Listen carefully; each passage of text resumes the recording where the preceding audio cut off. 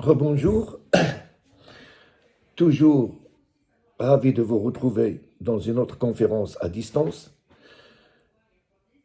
Dans cette dernière ligne droite du cours, portant sur les voies de recours aussi bien ordinaires qu'extraordinaires, et après avoir eu une précédente conférence à distance sur des généralités et les différentes classifications des voies de recours, en mettant l'accent sur une d'entre elles, en l'occurrence l'opposition, il nous revient dans ce cours de parler d'une deuxième voie de recours de droit commun, c'est-à-dire ouverte sans restriction, à moins si la loi prévoit autrement, à moins si la loi l'interdit.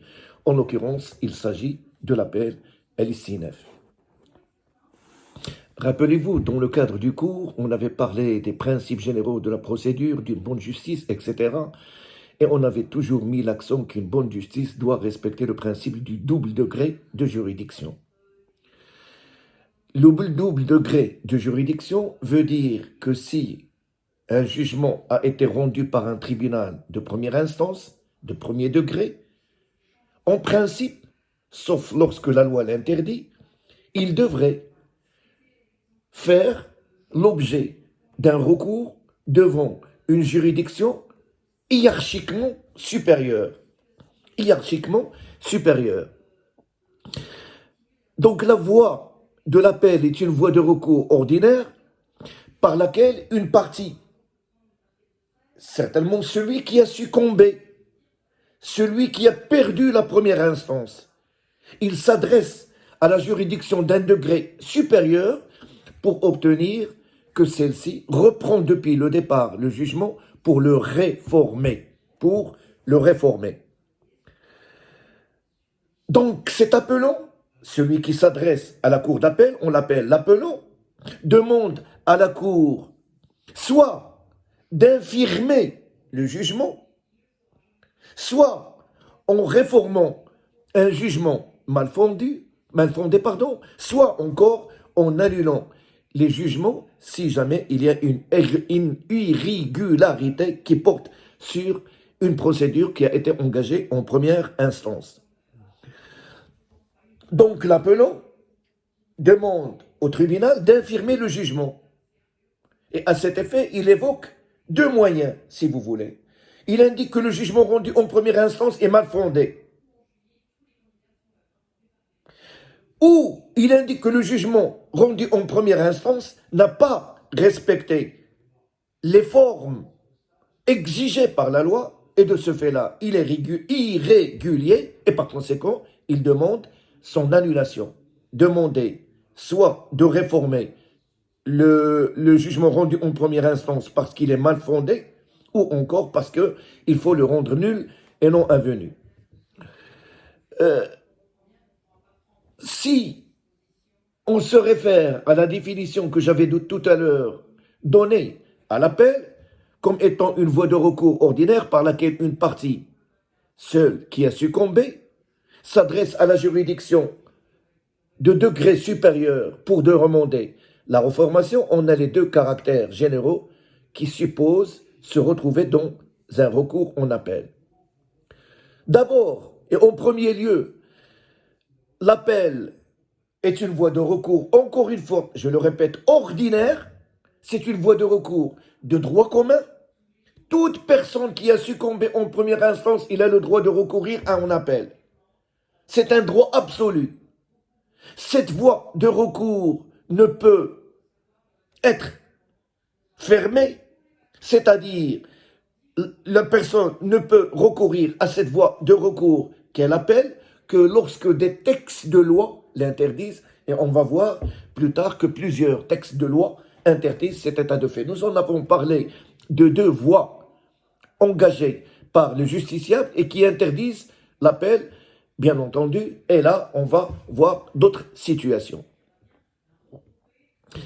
D'autre part, l'appel est une voie, comme j'avais indiqué, j'avais eu déjà l'occasion de l'indiquer, par laquelle on s'adresse à cette juridiction de degré supérieur avec de magistrats peut-être plus nombreux, en tout état de cause, plus anciens et plus expérimentés, pour leur demander un nouveau examen de l'affaire, parce qu'on n'est pas satisfait de jugements rendus par les juges de premier degré, et par conséquent, on demande à ces juges du second degré de reprendre l'affaire en examinant celle-ci par cette formation collégiale de juges expérimentés et hiérarchiquement supérieurs aux tribunaux de premier degré. Je répète que l'appel vise deux choses, soit d'annuler un jugement rendu par une juridiction, soit de considérer qu'on mal fondé ce jugement-là et par conséquent se prononcer sur ce dernier, et on va voir les différents moyens portant sur le jugement. Les différents types d'appels, qui portent sur un jugement. Au Maroc, l'appel est réglementé par plusieurs dispositions du Code de la procédure civile. Tout d'abord, les articles 134 à 146 de celui-ci s'occupent également de définir les modalités de l'appel. Et les articles 338 à 352, ils portent sur les procédures que les justiciables et que le tribunal doit suivre en matière d'appel. Donc, de blocs de réglementation, de blocs de dispositions, d'abord les articles 134 à 146, et ensuite les articles 339 à 352 qui nous montrent, qui nous indiquent quelles sont les procédures à suivre en matière d'appel. Donc, nous allons examiner au préalable les conditions exigées par le Code de la procédure civile pour la recevabilité de l'appel, ou si vous voulez, quelles sont les conditions de fond qui doivent figurer, qui doivent être apportées par la partie pour que son appel soit accepté. Deuxièmement, quelles sont les formes que le Code de la procédure civile prévoit pour soulever de cet appel devant les cours d'appel? Quelle est la forme que doit prendre cet appel, bien entendu? Et enfin, se poser la question, dans quel délai? Est-ce qu'il y a un délai où l'appel doit être formé, faute de quoi il y a forclusion, il y a déchéance? Allons voir, si vous permettez, tout d'abord les conditions de fond pour l'acceptation de l'appel. Alors, ceci relève d'étudier, tout d'abord, quelles sont les personnes susceptibles de faire appel et contre qui l'appel doit être interjeté. Quelles sont les conditions qui doivent exister dans l'appelant? L'appelant est celui qui forme l'appel. Et contre qui on l'appelle? L'intimé. Le Code de la procédure civile indique que l'appel doit être obligatoirement fait contre une personne qui a été présente en première instance. On ne peut pas interjeter appel sur un tierce.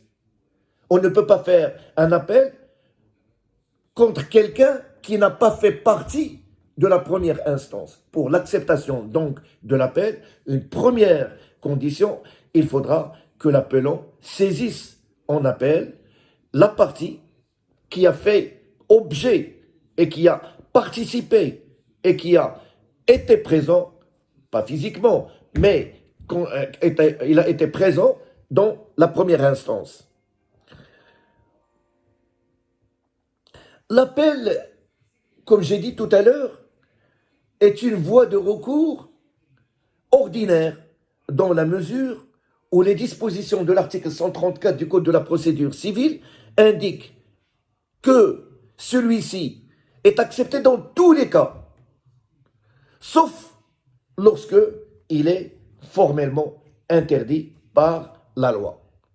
Le principe, c'est l'acceptation de tous les appels, sauf lorsque la loi interdit de recourir à cette voie de recours est exclue.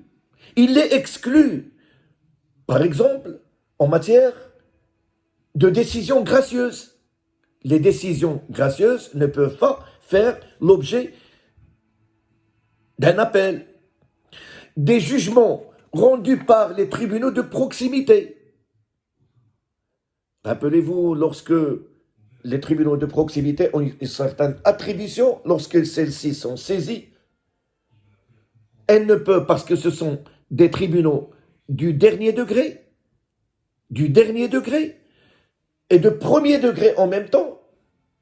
Dans ce cas-là, l'appel est interdit. La seule voie qui reste ouverte est la voie de la cassation devant, bien sûr, la cour de cassation. Les jugements avant dire droit, l'ahkam tmidiyya.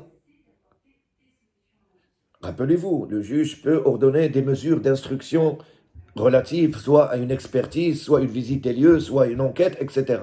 Et j'avais indiqué en temps voulu que l'appel est interdit contre la décision en elle-même. Ce n'est que lorsque le jugement va être rendu à la fin qu'on peut soulever cette voie de recours, interjeter appel en évoquant les griefs qu'on a contre l'ordonnance du juge qui a ordonné cette mesure d'instruction, mais pas avant, pas au cours de l'instance du premier degré, parce que l'appel est interdit. L'appel ne sera pas accepté contre les ordonnances qui instruisent, par exemple,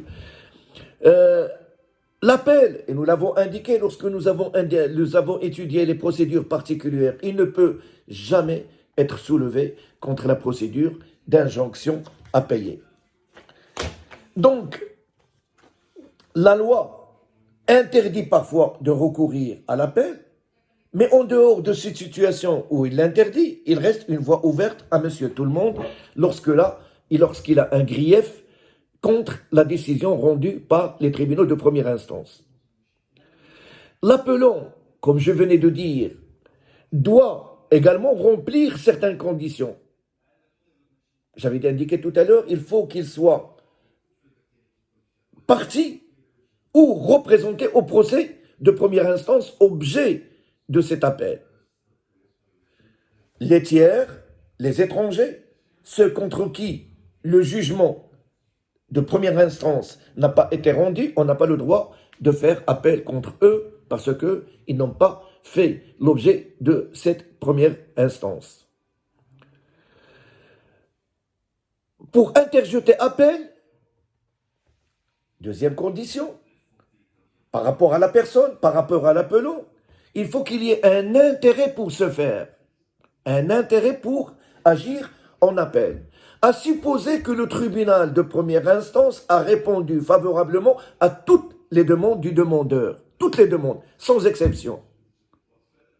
Il n'a plus aucun intérêt d'interjeter appel parce que ce qu'il avait demandé, il l'a obtenu. Et il ne peut pas s'adresser à la cour d'appel pour en faire de nouvelles demandes. Il ne peut pas s'adresser à la cour d'appel pour évoquer d'autres demandes. Du moment que, en première instance, il a gagné, sur tous les moyens qu'il a présentés, sur toutes les demandes qu'il a présentées, il n'a plus aucun intérêt à faire valoir devant la cour d'appel.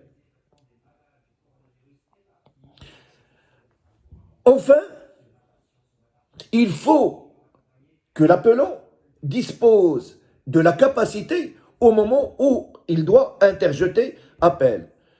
La capacité, on l'avait déjà étudié comme étant une condition de fond de l'acceptation de la demande en justice, de l'action en justice, et par conséquent, tous les éléments dont on avait parlé préalablement intéressent également l'appelant qui doit avoir la capacité au moment où il introduit la demande devant la juridiction.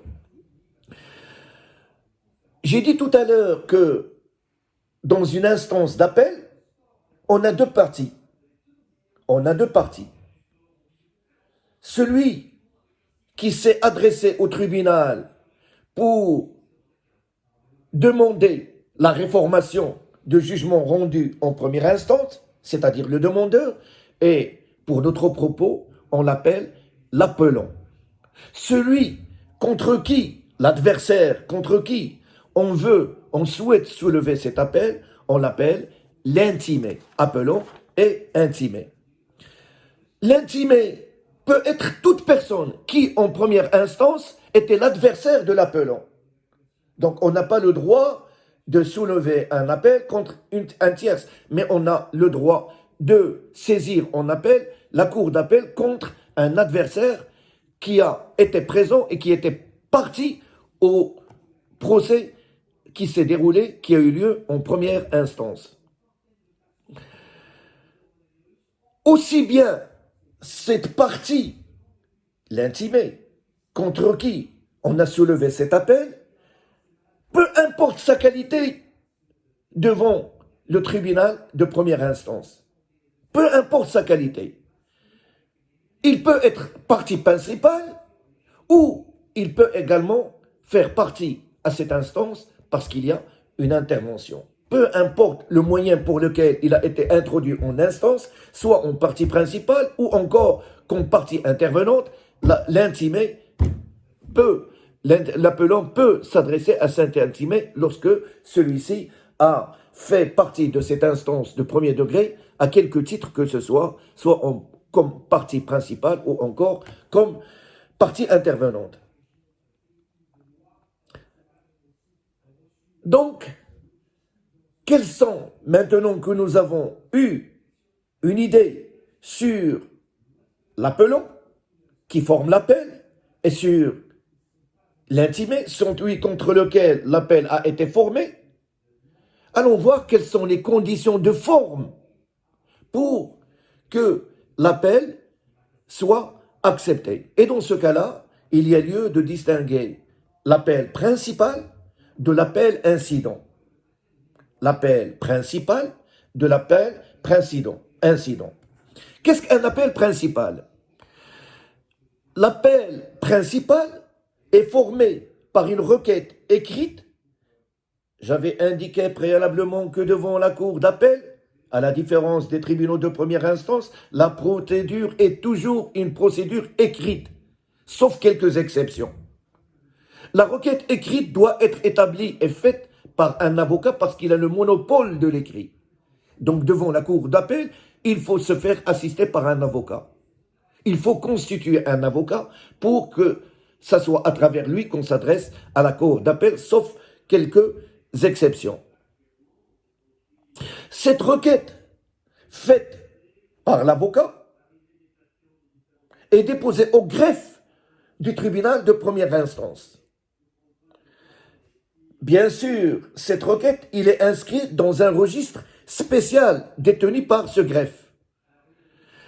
J'ai dit tout à l'heure que seuls quelques types de jugements peuvent faire l'objet de l'appel, mais il y en a d'autres pour lesquels l'appel ne peut pas avoir lieu. Seuls les jugements relatifs aux affaires de pension alimentaire, aux affaires sociales, peuvent faire l'objet, c'est l'exception à l'écrit dont j'avais parlé tout à l'heure, requête écrite, seuls ceux qui portent sur les pensions alimentaires ou encore les affaires qui portent sur un contentieux social peuvent, si la personne intéressée à recourir à cet appel souhaite le faire, il peut le faire par déclaration devant le greffe du tribunal. En dehors de ces deux situations, la pension alimentaire et les affaires sociales, la requête, l'introduction de cette instance en appel doit obligatoirement se faire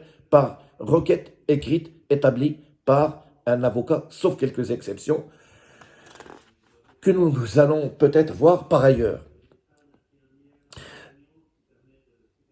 Alors, une fois que cette requête écrite a été déposée au greffe du tribunal de première instance, avec bien sûr toutes les pièces qui lui sont jointes, elles sont transmises par le greffe du tribunal de première instance, selon les cas, soit lorsqu'il s'agit d'un appel qui doit se dérouler, qui doit continuer devant le tribunal de première instance. Un exemple, lorsque le montant du litige ne dépasse pas la somme de 20 000 dirhams, le tribunal de première instance statue en premier degré, mais il y a toujours une possibilité à ce que le jugement ressort de cette chambre-là lorsque celui-ci dépasse la montant de 20 000 dirhams.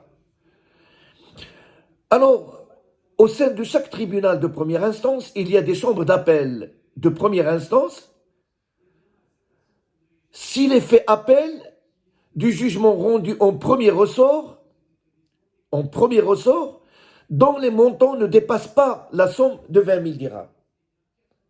L'objet du litige ne dépasse pas 20 000 dirhams.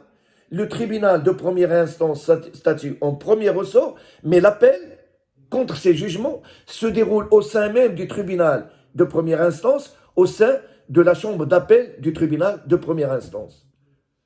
Il peut également adresser le greffe qui a reçu la déclaration lorsqu'il s'agit de la pension alimentaire ou du contentieux social, ou la requête écrite pour les autres affaires.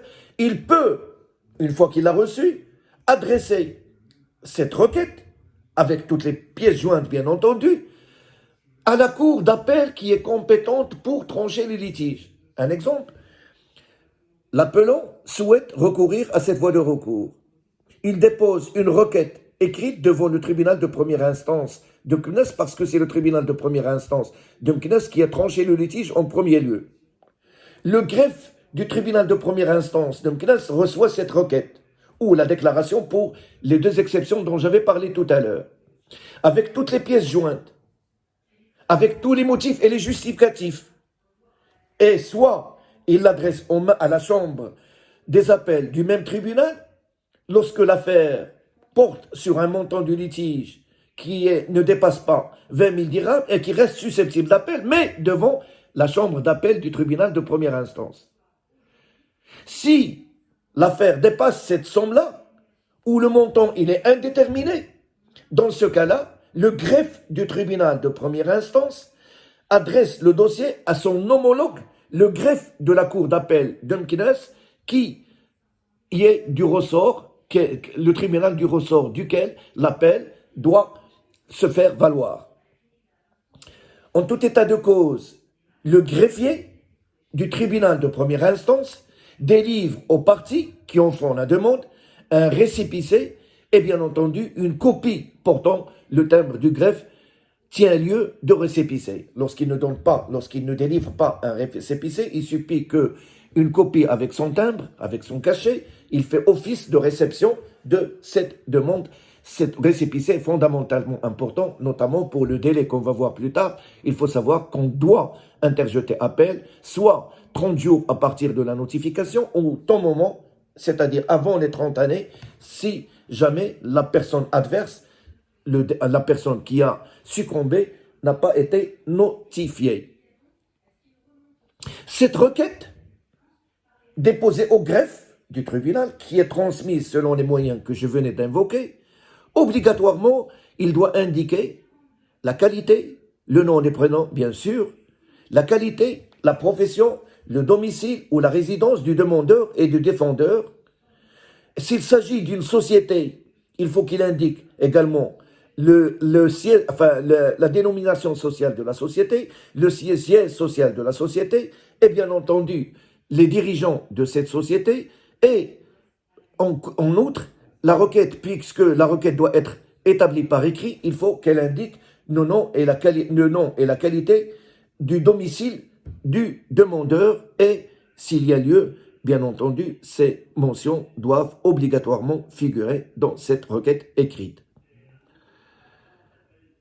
De même, la requête écrite doit énoncer sommairement l'objet de cette dernière, sur quoi elle porte, les faits et les moyens invoqués par l'appelant, les pièces dont le requérant dont il entend se servir devant la cour d'appel. Si jamais ces énonciations ne figurent pas dans la requête,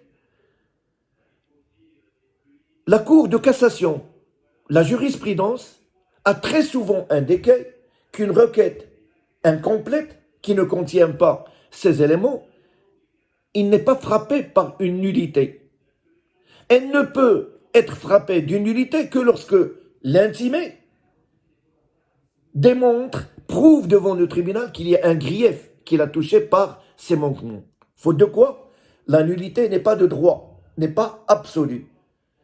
Ici, on applique l'adage, pas de nullité sans grief. La butlana bidouni darar. Si on évoque le fait que il manque le nom, il manque le prénom, il manque ceci, il manque cela, et que ceci, ce manquement, cet oubli, cette inadvertance n'apporte pas un préjudice à la partie qu'il évoque, le juge peut passer outre parce qu'il n'y a pas de grief supposé de la personne qui évoque ces manquements. À cette requête écrite qui doit comporter ces mentions, il doit être annexé autant de certifiés conformes qu'il y a de parties en cause, c'est-à-dire qu'il y a d'intimés. La requête en appel intéresse 10 intimés, il faut donc produire 10 copies. 10 copies de la requête écrite doivent être produites par l'appelant d'abord et qui doivent être déposées au greffe, et le greffe doit les faire parvenir à son homologue de la cour d'appel, justement au titre de la convocation de ces intimés et pour qu'ils aient connaissance de l'objet de l'appel.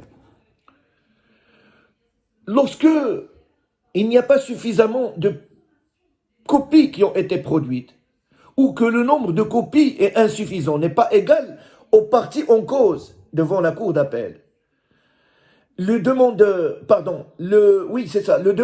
est invité par le tribunal, par la cour d'appel, par les magistrats de la cour d'appel, par le président de l'audience, le président de l'audience, pour produire dans un délai qu'il fixe ce qui manque, soit le nombre de pièces nécessaires, soit, s'il y a des annexes, le nombre de ces annexes nécessaires pour que chaque partie mise en cause puisse avoir une copie de ces dernières, de ces demandes ou de pièces justificatives annexées à celle-ci. Si la partie, malgré cette mise en demeure, malgré le fait qu'il soit invité par les magistrats de se faire, mais il ne répond pas, bien sûr, dans ce cas-là, le premier président de la cour d'appel fait inscrire l'affaire au rôle d'une audience qu'il fixe et la juridiction est saisie de l'appel, se prononce par un jugement d'arrêt ou de radiation de l'affaire. Jugement ou un arrêt ou une radiation de l'affaire. Donc, voici ces formalités substantielles que doit contenir la requête d'appel au niveau de la forme. Et j'avais indiqué que cette requête par laquelle l'appelant introduit cette voie de recours, on l'appelle l'appel principal. L'appel principal. Qu'est-ce que l'appel principal? C'est la partie qui souhaite voir les juridictions du second degré parce qu'il a des griefs contre le jugement rendu en première instance, qui s'adresse à une juridiction hiérarchiquement supérieure pour lui demander de se faire, bien entendu. Cet appel est appelé l'appel principal. À côté de cet appel principal, peuvent se greffer d'autres appels qu'on appelle les appels incidents.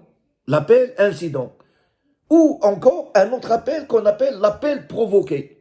Donc il y a lieu pour nous de voir quels sont ces deux types d'appels qui viennent se greffer sur l'appel incident. Si jamais il n'y avait pas d'appel principal, jamais cet appel incident ou cet appel provoqué ne peuvent avoir lieu. Pourquoi? Parce que la raison d'être de ces appels-là, c'est le fait que d'abord, il y a eu un appel principal. Voyons d'abord ce que veut dire l'appel incident. Ce sont les dispositions de l'article 135 du Code de la procédure civile qui réglementent ce dernier. Il indique que l'intimé peut toujours interjeter incidemment appel en tout état de cause, même s'il a notifié le jugement sans réserve. Même s'il a notifié le jugement sans réserve. Ça veut dire, à tout instant, et pendant tout le déroulement de l'instance devant la cour d'appel, du procès devant la cour d'appel, la partie adverse, l'intimé, il peut toujours dire, moi aussi, je souhaite évoquer, je souhaite soulever un appel devant la cour d'appel parce qu'il y a des griefs, j'ai des griefs sur le jugement rendu en première instance. Alors, j'ai dit tout à l'heure également qu'à côté de cet appel incident, il y a un deuxième appel qu'on appelle l'appel provoqué. Alors, il s'agit pour nous d'abord de savoir quand est-ce qu'on est en présence d'un appel incident et quand est-ce qu'on est en présence d'un appel provoqué. L'appel principal, d'abord, il ne peut se faire que lorsqu'il y a un appel principal de celui qui a perdu la première instance. J'avais indiqué tout à l'heure que celui qui a gagné, il n'a aucun intérêt et par conséquent, il n'a pas droit de recourir à cette voie d'appel. Donc, le gagnant, celui qui a gagné en première instance, c'est la personne contre qui on a soulevé cet appel et qu'on appelle, bien entendu, l'intimé. Cet intimé, cette personne qui a gagné et qui considère que cet appel qui a été soulevé par celui qui a succombé, celui qui a perdu, pourrait lui apporter quelque chose de plus important que ce qu'il a déjà eu en première instance. À ce propos-là, donc, il s'adresse au tribunal, il s'adresse à la cour d'appel par le biais de cet appel incident, en tout état de cause, durant toute la marche le procès, pour justement faire en sorte à ce qu'il obtienne plus que ce qu'il a gagné en première instance.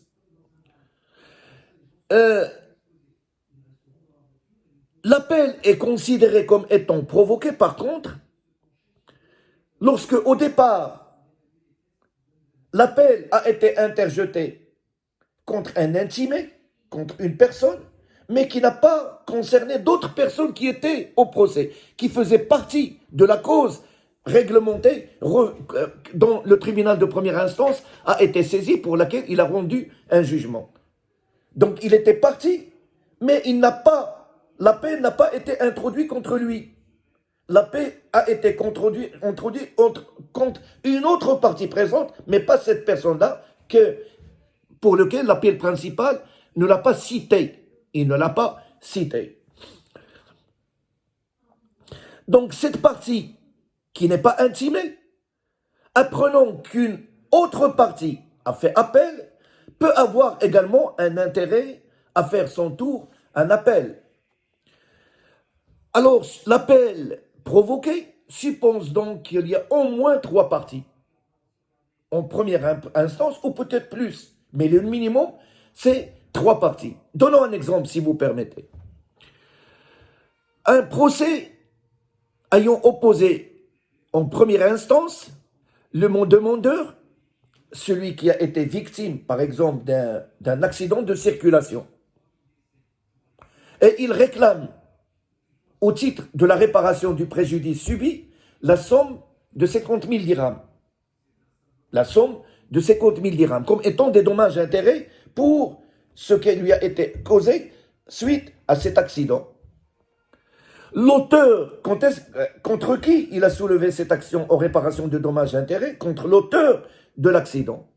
L'auteur de l'accident soutient que cet accident est survenu par la faute exclusive de ce demandeur. Donc, il souhaite dégager sa responsabilité. Il souhaite dégager sa responsabilité en indiquant que, bien entendu, c'est la faute de la victime qui a provoqué l'accident et ce n'est pas sa faute. À titre d'exemple, il y avait le feu rouge des piétons et le feu vert pour les voitures, et quand même, il a traversé en dehors du passage piéton et par conséquent, l'accident est survenu à son tort et à cause de lui. Supposons également que ce défendeur, qui est assuré, l'assurance est obligatoire, et il a fait intervenir la compagnie d'assurance dans cette instance. Et cette compagnie, au cours de son intervention, dans ses moyens de défense, il a argué que l'assurance ne peut pas jouer dans ce cas-là parce que l'incident provoqué d'une manière délibérée par la personne n'est pas couvert par l'assurance ou par autre grief. En tout état de cause, il indique devant le tribunal, l'assurance ne couvre pas ce risque. L'assurance n'accepte pas ce genre de situation parce que le contrat ne le prévoit pas. Donc on suppose que le jugement déclare le responsable, le conducteur du véhicule, qui est le défendeur, à une réparation. La personne a demandé 50 000 dirhams, mais le tribunal le condamne au paiement de la somme de 10 000 dirhams, comme des dommages et intérêts au demandeur suite à cet accident dont il a été l'auteur et dont le tribunal reconnaît qu'il est responsable. Et il rejette le grief invoqué par le défendeur, par lequel il soutient que l'accident est survenu à cause d'une faute commise par la victime. Donc le tribunal rejette ce grief-là et condamne l'auteur de l'accident à payer la somme de 10 000 dirhams, comme étant des dommages et intérêts au demandeur. Parce que la victime est déçue de ce montant, notamment lorsque ce montant ne répare pas le véritable préjudice subi par lui, donc cette maigre indemnité lui permet, parce que la loi ne l'interdit pas, d'interjeter appel, de recourir à la voie d'appel contre l'intimé, c'est-à-dire la personne qui a été condamnée à payer la somme de 10 000 dirhams au titre des dommages et intérêts. Donc, il a le droit de recourir contre ces personnes qui deviendraient l'intimé dans cette instance d'appel. Mais il ne va pas faire appel contre la compagnie d'assurance parce que le jugement ayant déclaré cette assurance doit jouer sur ce point de la responsabilité, c'est-à-dire il couvre la responsabilité de ce monsieur-là. Donc, l'appelant n'a pas un intérêt à recourir contre la compagnie d'assurance parce que le tribunal de première instance, dans son jugement, il a indiqué que l'assurance doit se substituer à l'auteur pour les paiements de ces 10 000 dirhams. Donc, il n'a aucun intérêt à soulever l'action contre la compagnie d'assurance, mais il soulève plutôt l'action contre l'auteur de l'accident pour demander à ce que la cour d'appel revoie la décision rendue en première instance, lui accordant 10 000 dirhams, alors que lui, il a demandé 50 000 dirhams.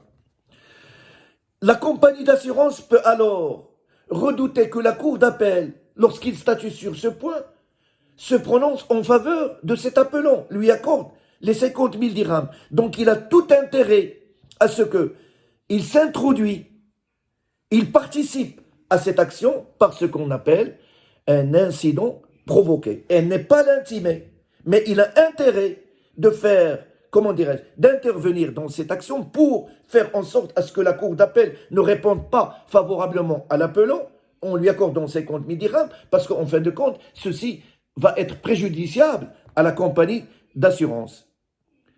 Donc, à son tour, elle fait appel contre le jugement pour demander à la cour d'appel de réformer son jugement en jugeant que le contrat d'assurance ne doit pas jouer, en invoquant que le contrat d'assurance, dont le tribunal de première instance a indiqué qu'il est valable et qu'il doit jouer dans les circonstances qui sont présentées devant lui, et la compagnie d'assurance pour s'introduire dans cette instance, pour éviter que le juge de la cour d'appel, que les magistrats de la cour d'appel condamnent l'intimé à payer plus, mais en fin de compte c'est elle qui paye, il s'introduit par cet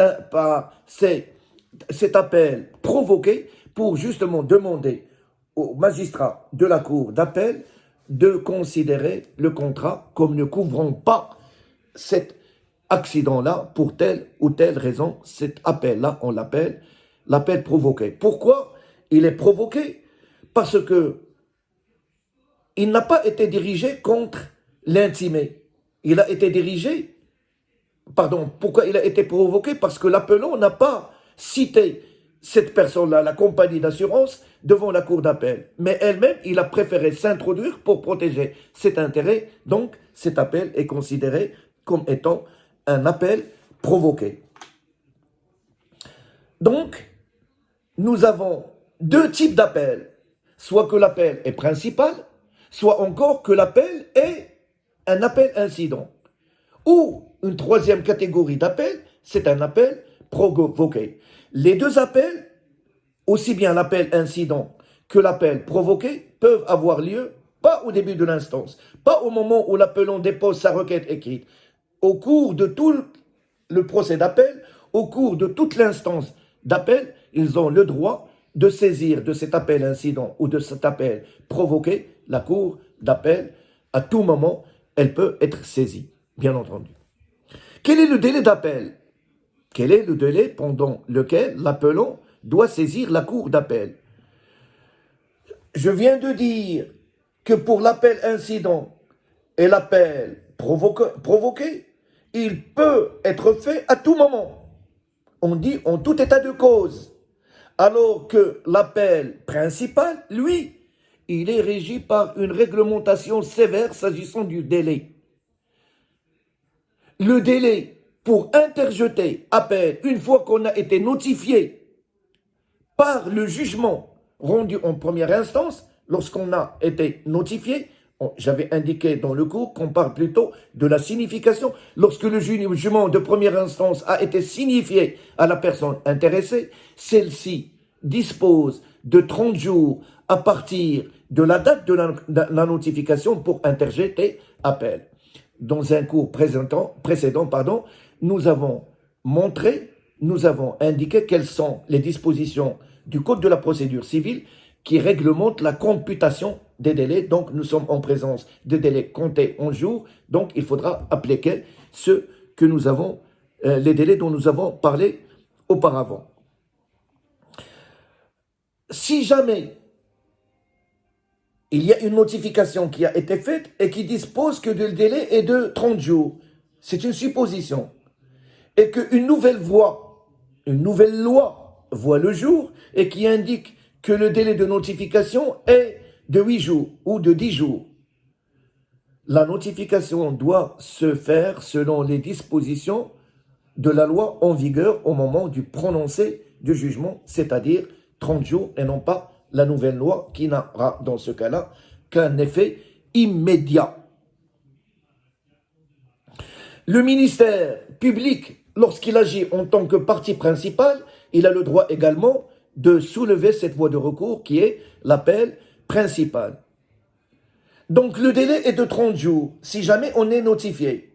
Mais ce délai reste ouvert, je peux dire qu'il est de 30 ans, dans la mesure où les jugements deviennent périmés au bout de 30 ans, donc à partir de la date de son prononcé, jusqu'à la veille de du 30e anniversaire du prononcé du jugement, la personne intéressée, l'appelant, a toujours le droit de saisir le tribunal. Si jamais, je dis bien, si jamais le jugement n'a pas été notifié à la partie adverse. Si jamais il a été notifié, on ne dispose que de 30 jours pour interjeter appel. Le délai est beaucoup plus abrégé pour certaines procédures. Il est de 15 jours, par exemple, pour les ordonnances sur requête, pour les ordonnances de référé. Il en est de même pour les jugements rendus en matière des affaires familiales. Si on veut interjeter appel, on a intérêt de le faire dans un délai beaucoup plus abrégé que les 30 jours, c'est 15 jours.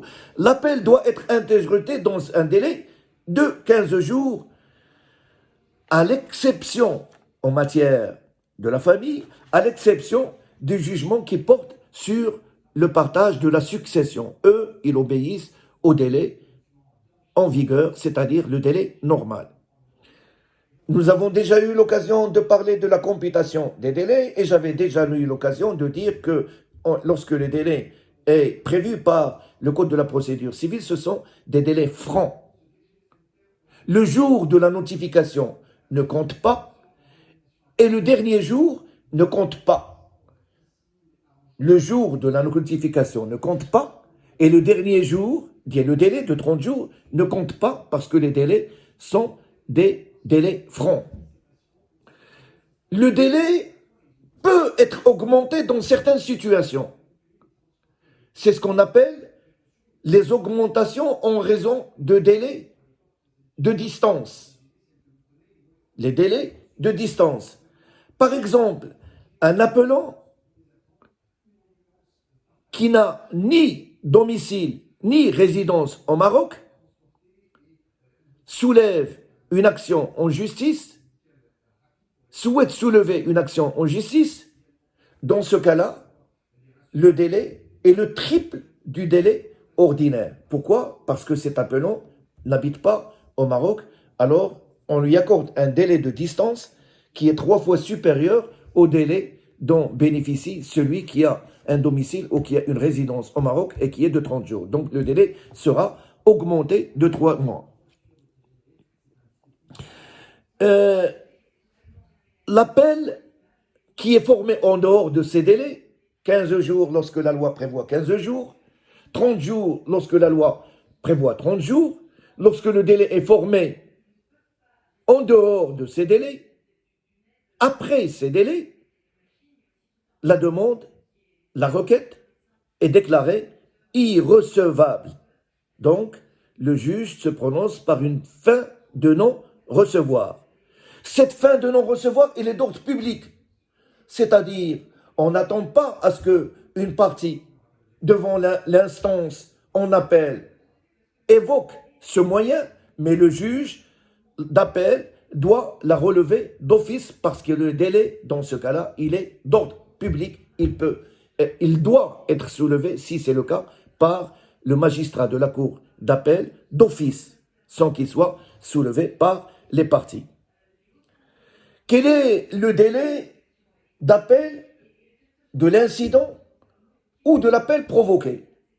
Il m'a été loisible de dire précédemment que tant que l'affaire est pendante devant la cour d'appel, le délai incident, c'est-à-dire l'appel incident, pardon, c'est-à-dire l'appel qui va être interjeté par l'intimé, ou l'appel provoqué, c'est-à-dire l'appel qui sera interjeté par un tierce qui n'a pas été objet de l'appelant, de la demande d'appel, ils doivent être faits en tout état de cause, au cours de tout le procès. Au cours de tout le procès, avec une condition. Il ne faut pas que cet appel incident ou que cet appel provoqué ait pour objectif, ait pour motif, ait pour raison d'être de retarder la solution de l'appel principal. Si le motif est un motif dilatoire, les magistrats de la cour d'appel peuvent le rejeter, les deux appels, aussi bien l'appel incident que l'appel provoqué. Quels sont les effets de l'appel? L'appel produit deux effets. D'abord, il a un effet suspensif. Et en plus, il a un effet dévolutif. Un effet suspensif et un effet dévolutif. Un effet suspensif, nous en avons parlé très souvent au cours de cette conférence. L'effet suspensif de l'appel, c'est la règle. Rappelez-vous, lorsque nous avons parlé de l'exécution des jugements, on a dit que le jugement a toujours une force exécutoire, sauf que lorsqu'il y a une voie de recours qui est permise par la loi, cette voie de recours a un effet suspensif sur l'exécution le jugement. C'est la règle principale, c'est la règle de base. Mais cette règle, il connaît quelques exceptions. Il y a des exceptions à cette règle. Alors, quel est ce principe général? Énuméré comme étant la voie de recours de l'appel suspend l'exécution de jugement. L'appel a pour nature et pour caractère d'être suspensif de l'exécution des jugements rendus en première instance. L'appel est suspensif non seulement pendant le déroulement du procès en appel, de l'instance en appel, mais également pendant tout le délai accordé par le Code de la procédure civile pour interjeter appel. Donc, il est suspensif non seulement après que le tribunal, la cour d'appel soit saisie, mais également entre le moment où il y a eu notification et le moment où l'appelant saisit la cour d'appel, le tribunal de première instance de sa requête qui doit être transmise par le greffe du tribunal de première instance au greffe de la cour d'appel, pendant tout ce moment de 30 jours, il n'y a aucune possibilité d'exécuter les jugements. Nous avons parlé de certaines situations qui sont des exceptions à cette règle générale. Exemple, lorsque le jugement rendu par le tribunal de première instance est ordonné et prononcé avec une mesure d'exécution provisoire, par exemple. Donc, lorsque on interjette appel, lorsqu'il y a ce recours à l'appel, on dit qu'il est suspensif. On dit qu'il est suspensif. Ça veut dire que le jugement, l'exécution du jugement est suspendue, mais il n'en demeure pas moins que ce jugement, en attendant la décision de la cour d'appel, il a une autorité de la chose jugée. La preuve, c'est que la personne au bénéfice duquel le jugement rendu en première instance, il peut par le biais de ce jugement, alors qu'il fait l'objet d'un appel qui est suspensif de l'exécution, certes, mais il peut quand même faire valoir ce jugement en inscrivant, par exemple, une hypothèque judiciaire. Une hypothèque judiciaire. Donc, tant que le jugement n'a pas été rendu, le jugement rendu en première instance garde quand même cette autorité de la chose jugée. Si jamais le juge, de par la loi ou parce qu'il l'a décidé, il décide de prononcer ce jugement en première instance avec une exécution provisoire, dans ce cas-là, il y a lieu d'exécuter le jugement. Alors, quelles sont les exceptions à l'exécution provisoire du jugement lorsque ce dernier a été rendu avec cette dernière? Donc, l'effet suspensif ne joue pas en cas d'exécution provisoire. En principe, celle-ci doit être exécutée. Il doit permettre à la personne au profit duquel il a été prononcé d'exécuter le jugement malgré les délais d'appel et malgré l'appel en lui-même. L'exécution provisoire est attachée au jugement, soit d'une manière automatique lorsque c'est la loi qui le prévoit. J'ai indiqué préalablement qu'en matière sociale, s'agissant des droits des salariés issus par contrat, les dispositions du Code de la procédure civile indiquent que le juge doit se prononcer. La loi lui impose de se prononcer avec une mesure d'exécution provisoire lorsqu'il s'agit de ses droits.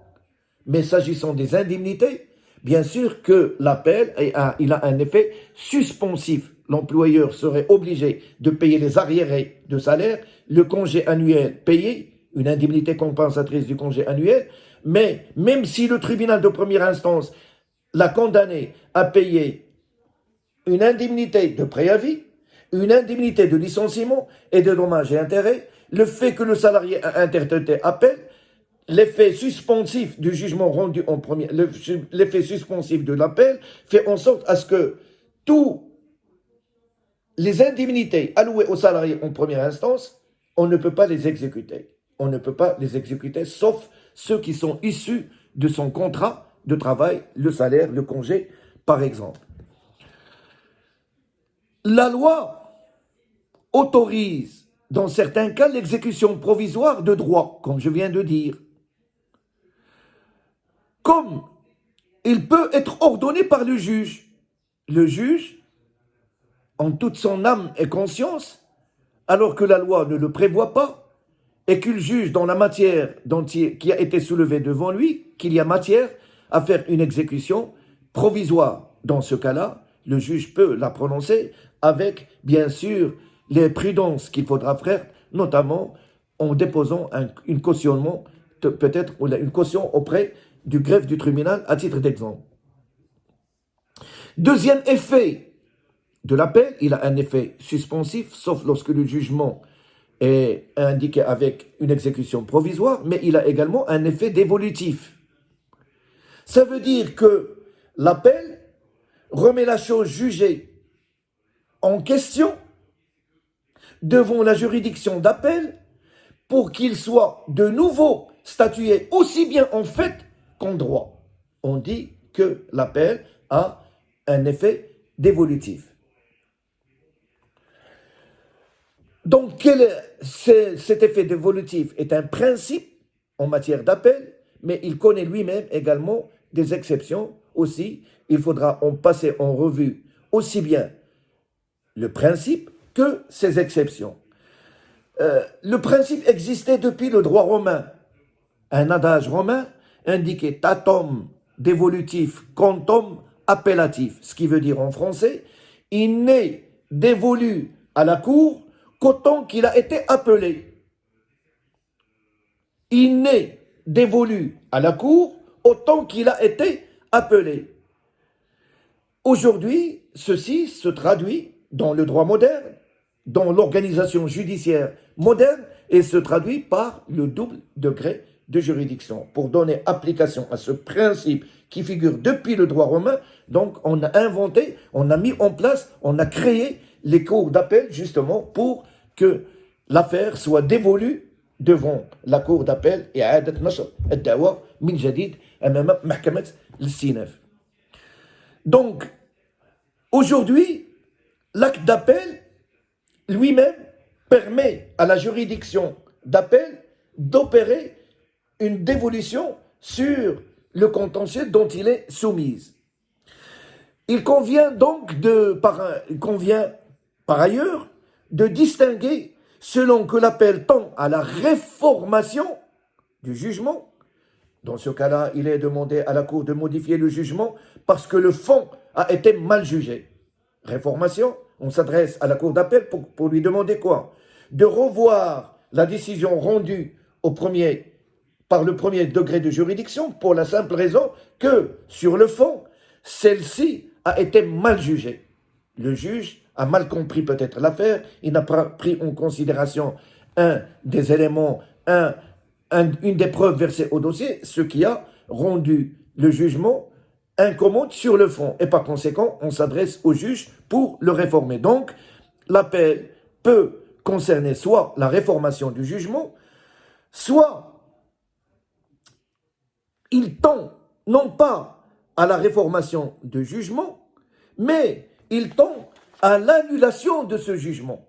Dans ce cas, il est demandé à la Cour d'annuler le jugement parce que la procédure suivie par le demandeur ou le défendeur, lorsque c'est lui qui a gagné, de demander au tribunal de considérer que la procédure engagée devant le tribunal de première instance était irrégulière et il y avait matière d'annulation. Nous en avons déjà parlé dans les cours précédents.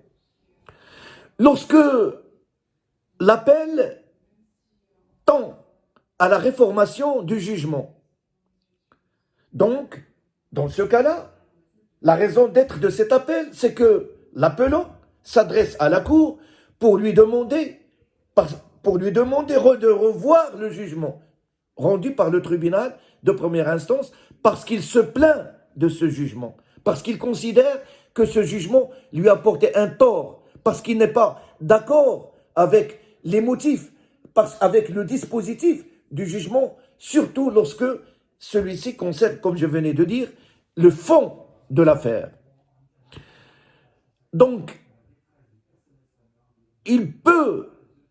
l'appel peut concerner la totalité du jugement, dans ce cas-là, ou il peut concerner uniquement une partie du jugement. Et dans ce cas-là, on distingue deux types d'appels.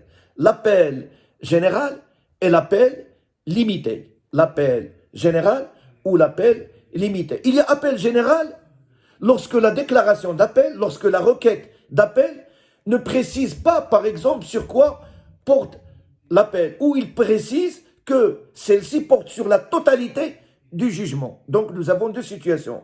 Soit l'appellant est muet, il ne dit rien dans l'appel, donc on comprend par ce silence qu'il n'est pas d'accord sur la totalité du jugement rendu par le tribunal de première instance et il souhaite le reformer sur la totalité. Ou encore, il précise dans sa requête écrite ou sa déclaration lorsque la loi le permet d'indiquer dans cette requête écrite, voici ce que je souhaite que le tribunal, que la cour d'appel tranche parce qu'il porte préjudice à mes intérêts sur le fond et ceci concerne la totalité du jugement et non pas une partie du jugement.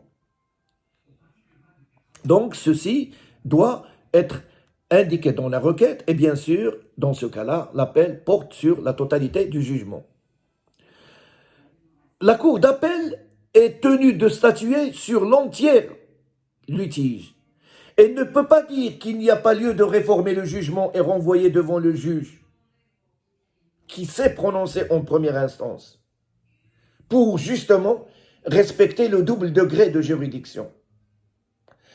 Elle doit statuer elle-même sur l'entier litige qui lui est proposé, qui lui est soulevé.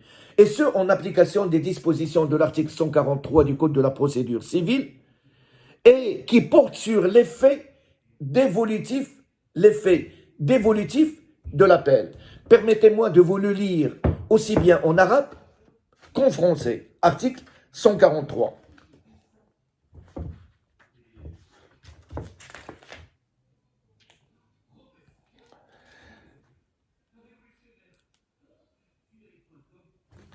Article 143.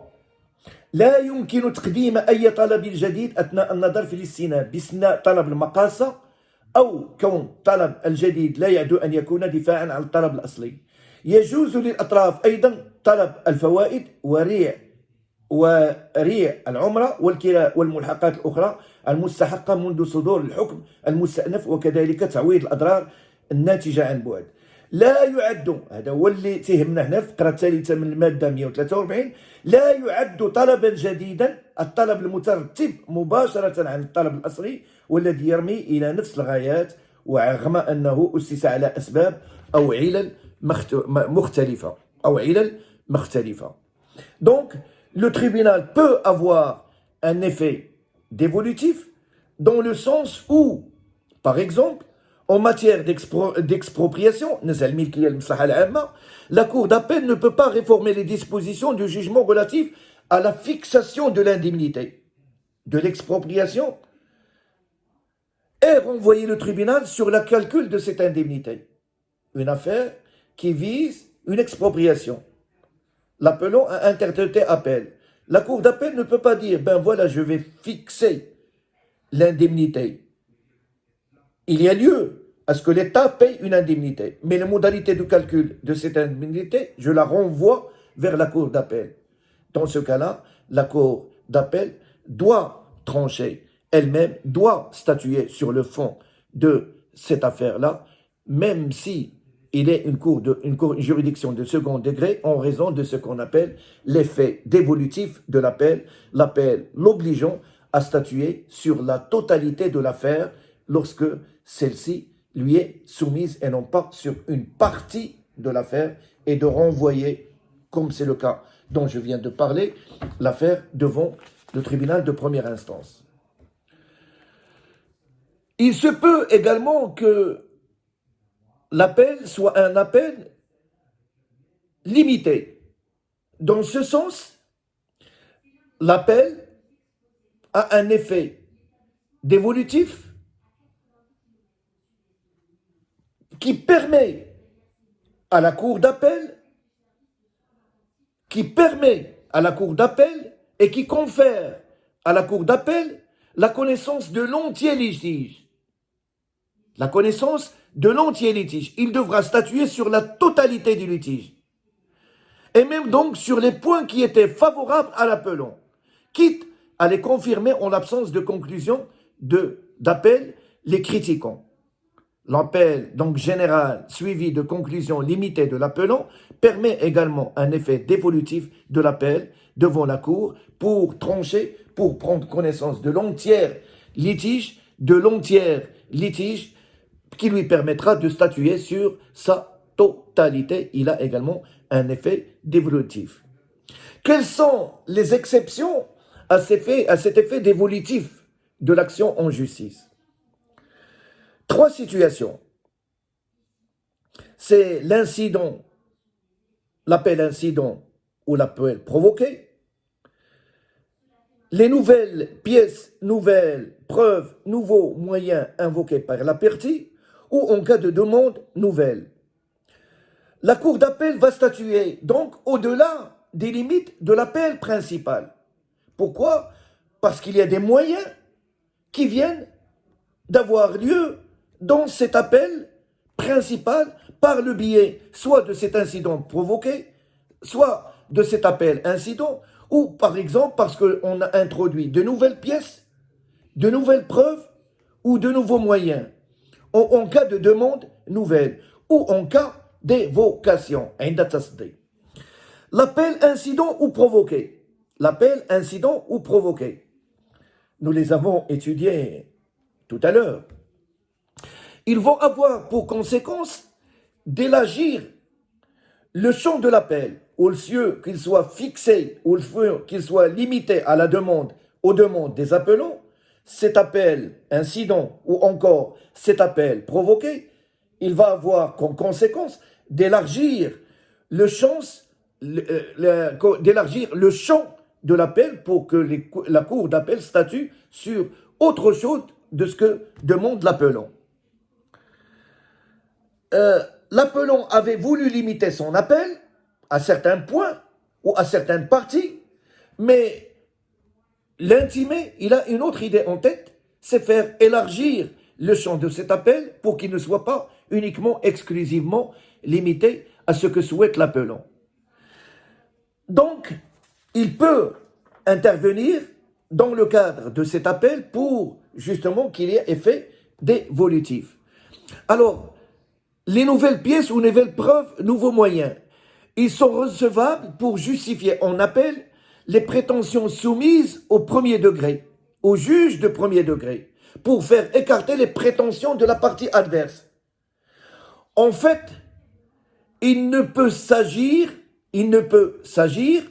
que de demandes, mais plutôt également des nouveaux éléments. S'il s'agit de demandes, s'il s'agit de nouvelles demandes, il ne sera pas acceptable parce que, je l'avais indiqué tout à l'heure, l'appel ne peut pas porter sur des nouvelles demandes. Mais il faut qu'il s'agisse de nouveaux éléments. Par exemple, une expertise peut être demandée pour la première fois devant la Cour d'appel.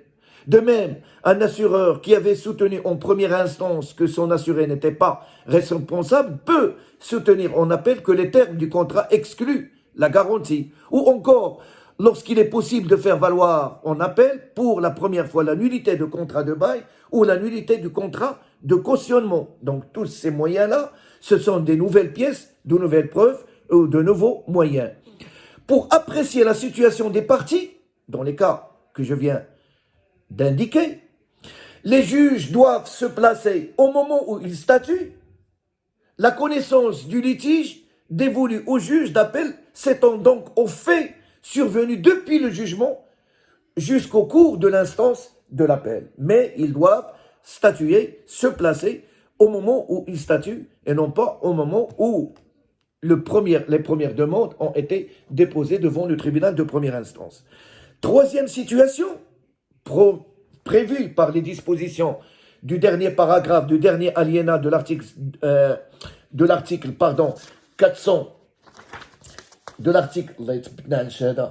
143 du Code de la procédure civile, les nouvelles pièces, nouvelles preuves, les demandes nouvelles en cause d'appel.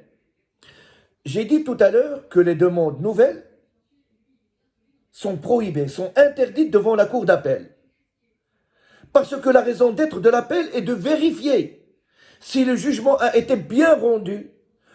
Et d'autre part, parce que le principe d'immutabilité du litige, dont nous avons parlé tout à l'heure, et le principe du double degré de juridiction s'opposent à la recevabilité directe en appel de nouvelles demandes de l'une ou de l'autre partie, quelles que soient les parties, que ce soit une demande principale, un appel principal, que ce soit un appel incident ou un appel provoqué, quelle que soit la situation, des demandes nouvelles sont prohibées, sont interdites. C'est le sens de l'article 143 dont je vous avais lu l'ossature en arabe tout à l'heure, et on peut le relire. Il ne peut être formé en cause d'appel aucune demande nouvelle, à moins qu'il ne s'agisse de compensation ou de demande nouvelle, ou que la demande nouvelle ne soit pas la défense à l'action principale. Ainsi, un appel en garantie, dirigé à l'encontre d'une partie, pour la première fois devant la cour d'appel, elle serait irrecevable. Parce que, justement, il constitue une nouvelle demande. Il n'avait absolument rien à voir avec les demandes initiales introduites devant le tribunal de première instance. Mais le code de la procédure civile peut accueillir, peut accepter un certain nombre, ou à accepter un certain nombre d'assouplissements, de flexibilité par rapport à l'application de ce principe. À tel point que la doctrine indique aujourd'hui que l'appel est devenu une voie d'achèvement du procès. C'est le qtl al-gharza, comme on dit chez nous, d'achèvement du procès. Le procès commençant en première instance, il se poursuit d'une manière naturelle devant la cour d'appel pour y être achevé, pour qu'il soit terminé, pour qu'il soit éteint devant la cour d'appel. Donc, quelles sont les demandes qui peuvent être présentées pour la première fois devant la cour d'appel? Il faut d'abord comprendre les distinctions entre ces demandes qui ont été faites par le demandeur et les demandes qui sont faites par le demandeur, au terme duquel, par exemple, il demande au juge, de prononcer la nullité d'un contrat. Le demandeur, l'appelant, s'adresse au juge pour demander l'annulation d'un contrat. Donc, il faut distinguer cette situation de la situation du défendeur, et en se défendant, il soulève la nullité de contrat. En contrepartie de celle-ci, quel est le moyen de défense? La nullité de contrat. Le contrat dont vous souhaitez que j'exécute, donc, dont vous demandez à moi, le juge, que je prononce la nullité, le défendeur qui se défend en soulevant la nullité de ce contrat. Le demandeur, donc, présente une demande, tandis que le défendeur ne présente qu'un moyen de défense. Le demandeur, qu'est-ce qu'il présente? Une demande en justice. Mais cette nullité invoquée ou évoquée par le défendeur, quel est son statut en droit procédural? Il s'agit tout simplement d'un moyen de défense. Un moyen de défense par lequel il attire l'attention du juge de la nullité de ce contrat, objet de ce litige. Il s'ensuit que devant la cour d'appel, le demandeur initial, celui qui a soulevé la nullité du contrat, n'est pas recevable à présenter une demande nouvelle. Tandis que le défendeur initial peut très bien présenter devant le juge d'autres moyens de défense nouveaux. Parce que pour le demandeur, il s'agit d'une demande initiale, mais pour le défendeur qui a lui-même invoqué la nullité de contrat, c'est un moyen de défense. Et puisque c'est un moyen de défense devant la cour d'appel, il pourra très bien, s'il le souhaite, présenter d'autres moyens de nouveau qui ne seraient pas qualifiés comme étant des demandes, mais ils le seront par rapport au demandeur qui, dans la première instance, a introduit une demande visant la nullité de contrat. Il n'a pas le droit, devant la cour d'appel, de soulever une autre demande qui vise, qu'est-ce que j'en sais moi, qui vise le paiement, par exemple, de dommages et intérêts. C'est une autre demande. Il vise également l'exécution du contrat, alors qu'il avait demandé la nullité de cette dernière. Ce sont des demandes nouvelles, donc qui ne seraient pas acceptables. Donc, il y a lieu de distinguer les demandes qui tendent aux mêmes fins que celle soumise au premier juge. Si le fondement juridique est différent, la demande est la même, mais le fondement juridique sur lequel la partie souhaite invoquer cette demande-là, ben, il est recevable également. Pardon, ils sont recevables. Je répète parce qu'il y a une confusion. Les demandes qui tendent aux mêmes fins, qui sont soumises au juge de premier degré, alors même que leur fondement juridique est différent, on s'est fondé sur l'article 77 du DOC. Mais plus tard, devant la Cour d'appel, on a soutenu que cette demande-là serait appuyée par tel ou tel autre article du DOC.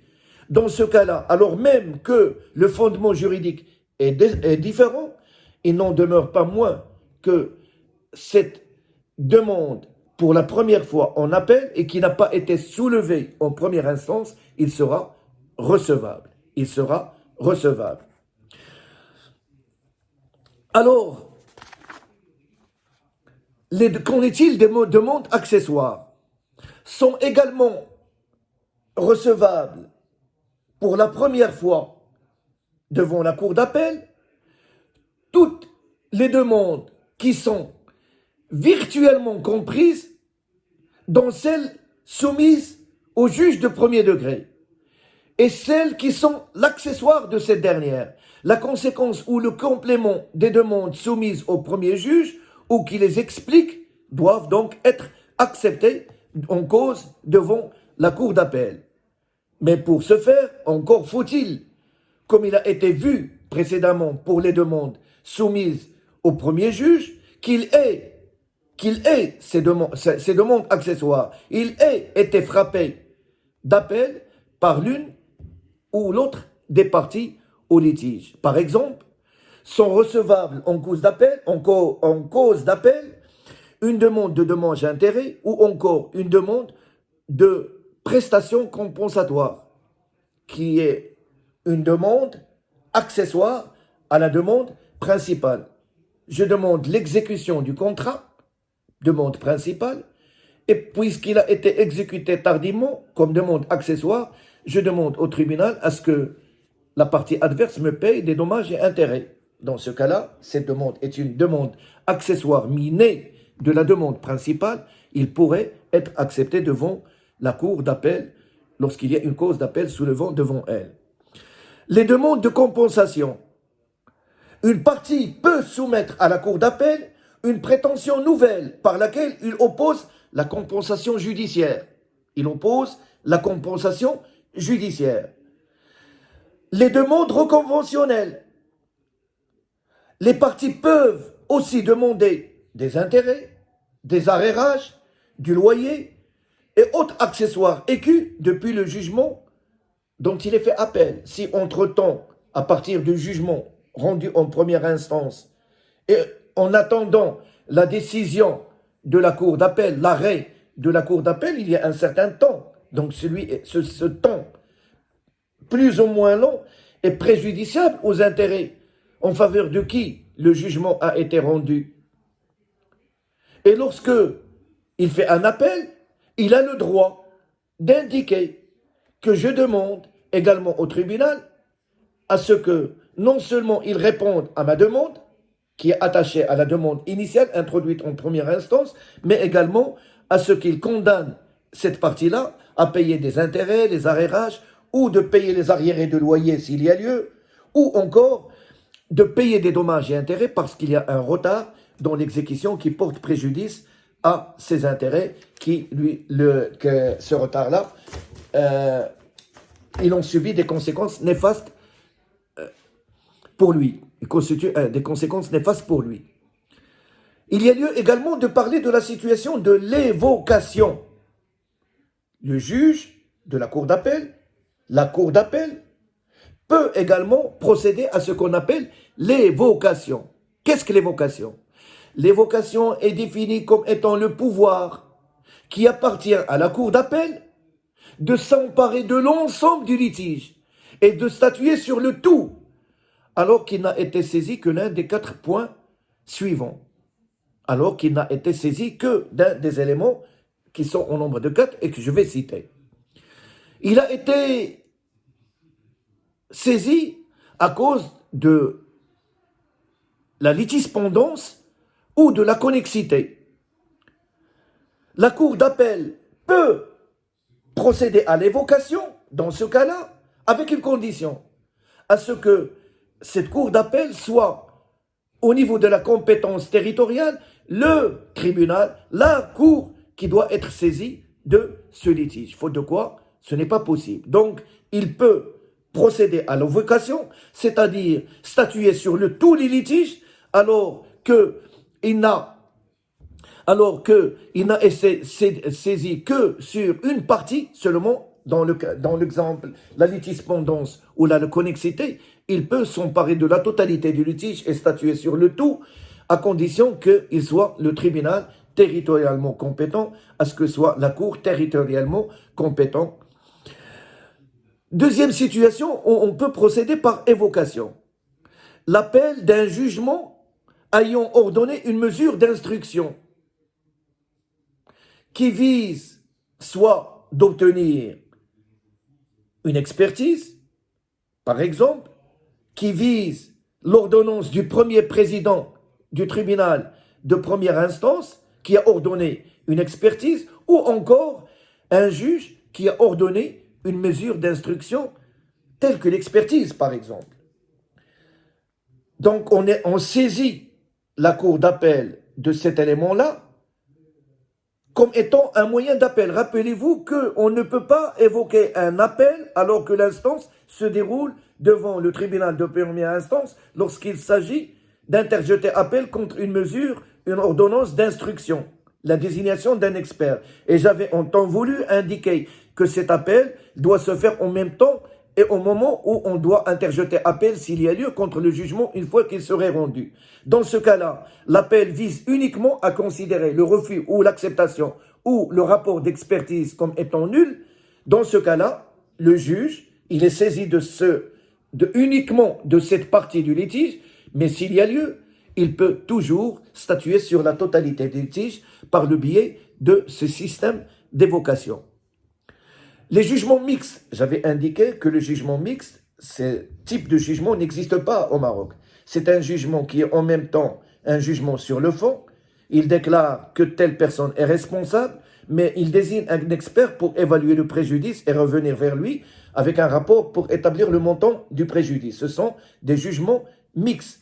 Donc dans ce cas-là, lorsque on saisit le juge sur une question relative à celle-ci, soit sur le fond, soit sur la mesure provisoire, le juge peut être évoqué. J'ai indiqué que ce type de jugement est rarissime, pour ne pas dire il est existant en tout état de cause. Il n'est pas prévu par les dispositions du Code de la procédure civile. L'appel d'un jugement ayant statué sur une exception de procédure, ayant mis fin à l'instance. Par exemple, un jugement ayant prononcé l'annulation d'une assignation. Un tribunal qui a statué sur l'annulation d'une assignation, d'une notification en justice. Et on interjette appel, une fois que ce jugement a été rendu, contre cette assignation. Là encore, la Cour d'appel peut procéder à l'évocation. Quatrième situation, qui est prévue par la jurisprudence, c'est la jurisprudence qui a créé cette situation et non pas le Code de la procédure civile. Un jugement en sursis de statuer ayant été autorisé par le premier président pour des motifs graves et légitimes.